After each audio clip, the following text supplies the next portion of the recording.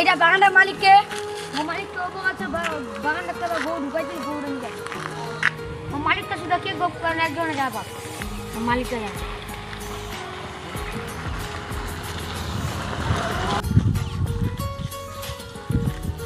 নদী ভাই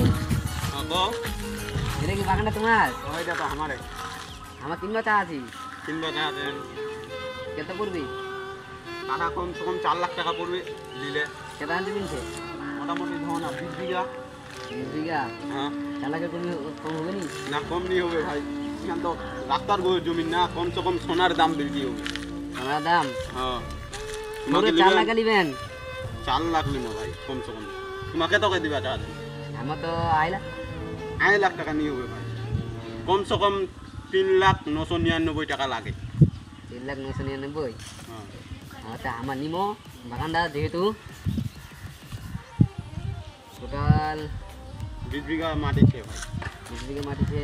কাগজ পাতি फिर আমার নামে নাই कौन है ये लोग कहां से आते हैं কার নাম আছে রে ভাই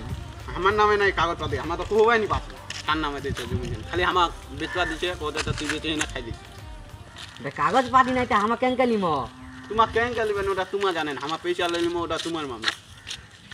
এই এনকে রহে নাই